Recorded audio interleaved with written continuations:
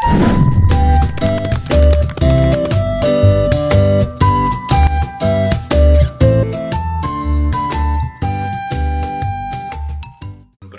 nama saya Juki Alius Pratama, NIM 2323130064. Di sini saya akan menjelaskan sedikit tentang penjelasan peran pemerintah dan masyarakat dalam kerangka ekonomi. Peran pemerintah sangat luas dalam sistem ekonomi, sosial, dan sangat terbatas dalam sistem ekonomi kapitalis murni. Karena sistem kapitalis yang dikembangkan oleh Adam Smith yang menyatakan teori bahwa pemerintah hanya memiliki 3 fungsi. Fungsi yang pertama, fungsi pemerintah itu adalah untuk menjaga keamanan dalam negeri dan pertahanan. 2. Fungsi pemerintah adalah untuk menyelenggarakan suatu keadilan. Dan yang ketiga adalah fungsi pemerintah untuk menyediakan barang-barang yang tidak disediakan oleh sektor swasta, seperti jalan, bendungan, dan lain-lain. Dan ada juga tugas-tugas pemerintah dalam ekonomi. Tugas-tugas itu adalah sebagai berikut. 1. Untuk mengawasi faktor-faktor utama yang menggerakkan perekonomian. Pemerintah harus memantau pergerakan ekonomi, seperti pemantauan dan larangan praktik-praktik yang tidak patut, baik dalam sistem pembelian dan penjualan dan dalam produksi, konsumsi dan sirkulasi. 2. Menghentikan muamalah yang dimaksud dengan muamalah kategori haram. Kategori haram adalah berbagai bentuk dari muamalah yang dilarang karena mereka bertentangan dengan prinsip-prinsip Islam yang didasarkan pada moralitas dan mempertahankan manfaat publik seperti riba, penimbunan, dan monopoli. 3.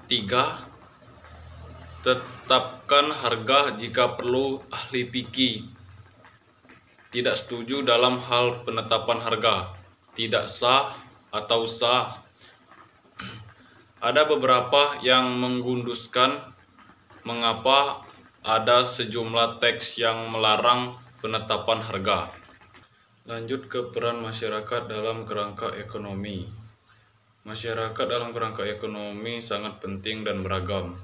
Berikut adalah beberapa peran utama yang dimainkan oleh masyarakat dalam ekonomi. 1. Konsumen. Masyarakat berperan sebagai konsumen yang membeli barang dan jasa yang diproduksi oleh perusahaan.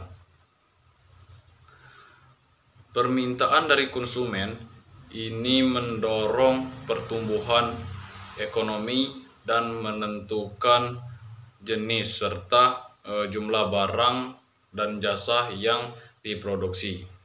2. Produsen. Selain sebagai konsumen, masyarakat juga berperan sebagai produsen.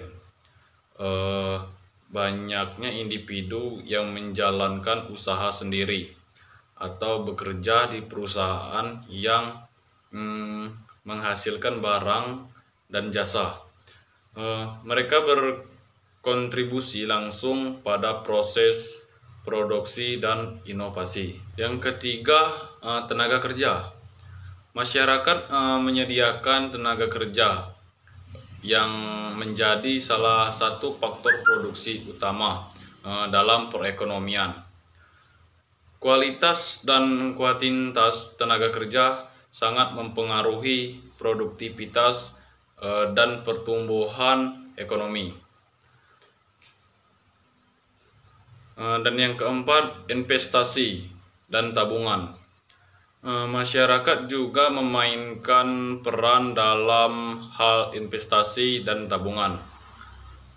Dengan menabung di bank atau berinvestasi dalam saham dan obligasi, masyarakat mendukung permodalan bagi bisnis dan proyek pembangunan yang pada gilirannya mendorong pertumbuhan ekonomi.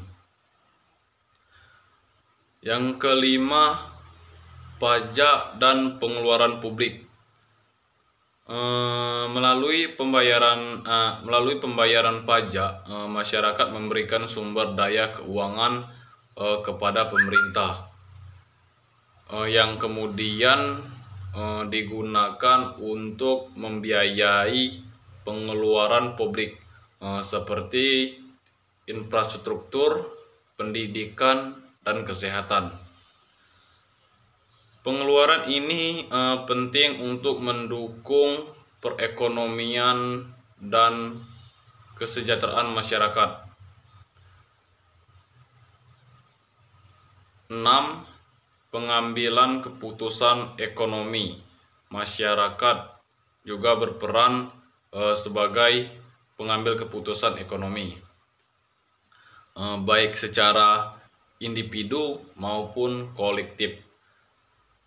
Keputusan ini mencakup pilihan konsumsi, investasi, dan partisipasi dalam kegiatan ekonomi yang lebih luas, seperti pemilihan umum yang menentukan kebijakan ekonomi. Yang ketujuh, inovasi dan kewirausahaan. Anggota masyarakat yang menjadi inovator dan wirausahawan memperkenalkan produk, layanan, dan teknologi baru yang bisa menciptakan lapangan kerja dan membuka peluang ekonomi baru. 8. Yang ke-8 ini kontrol sosial dan regulasi. Dalam masyarakat juga memiliki peran dalam kontrol sosial, memastikan bahwa bisnis dan pemerintah beroperasi secara etis dan sesuai dengan hukum. Ini melalui organisasi masyarakat sipil, media, atau melalui mekanisme demokrasi lainnya. Peran-peran ini menunjukkan betapa pentingnya kontribusi masyarakat dan membentuk dan mendukung sistem ekonomi yang sehat dan berkelanjutan. Itulah penjelasan singkat dari saya. Semoga dari penjelasan singkat itu dapat bermanfaat bagi kita semua. Saya akhiri, wabillahi taufiq wal hidayah. Wassalamualaikum warahmatullahi wabarakatuh.